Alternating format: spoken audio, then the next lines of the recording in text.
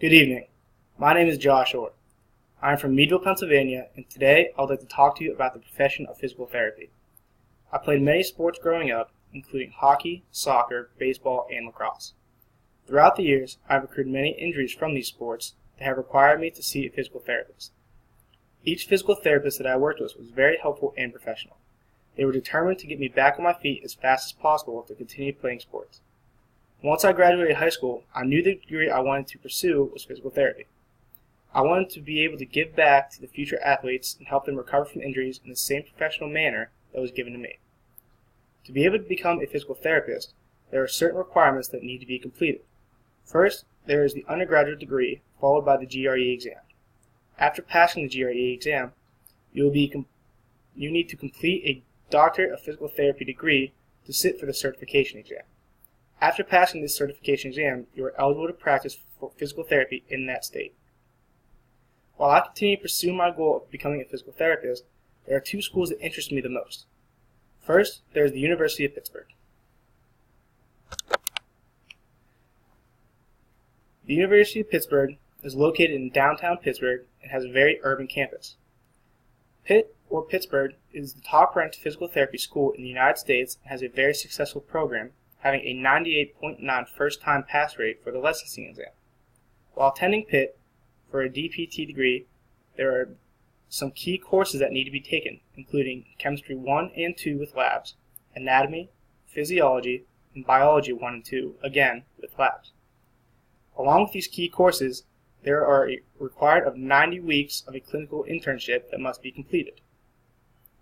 To be able to graduate from this program, you must have a 3.0 GPA on a 4.0 scale, as well as 124 credits.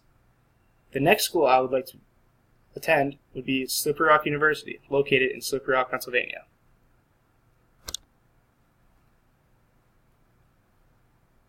Slippery Rock University is another very prestigious school, only accepting 50 students into their program per year.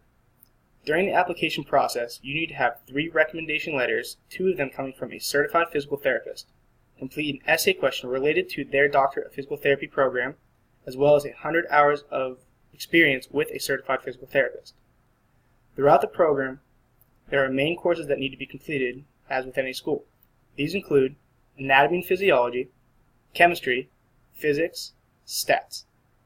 Upon completion of this degree, you will need to have 119 credits, 2 15-week internship courses, and a 3.0 GPA out of a 4.0 scale.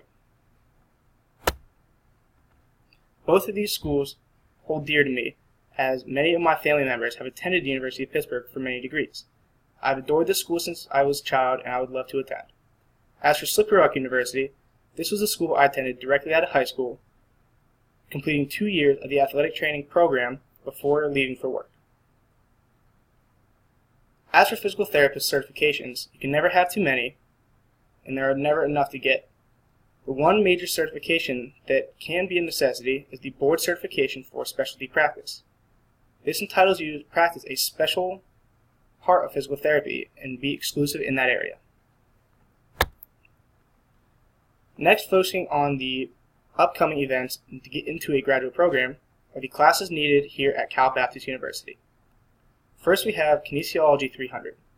This is a nutrition science course that helps physical therapists learn what to eat right and stay healthy to pass on to their clients to help them keep a healthier lifestyle and out of your office. Next is Kinesiology 393. This will be Applied Exercise Physiology. There's never enough physiology that a physical therapist can learn, and the more the better. Following that will be Kinesiology 480. This will be the fitness assessment and exercise prescription. Knowing all about fitness and exercise will help clients get the most out of physical therapy and help them stay out of physical therapy. Finally, we have Kinesiology 490. This will be Principles of Conditioning Athletes. Knowing certain areas of athletes and sports will help different athletes get back to their specific sport quicker and bring more patients in by establishing a better reputation. These are the main points that you need to focus on when trying to pursue a degree in physical therapy. There's a lot to take in and a lot to understand, but the benefit in the long run is to help the future generation of athletes recover faster and get back to their sports on time. and focus on a healthier and stronger future. Thank you for taking the time to watch this video and learn a little more about physical therapy.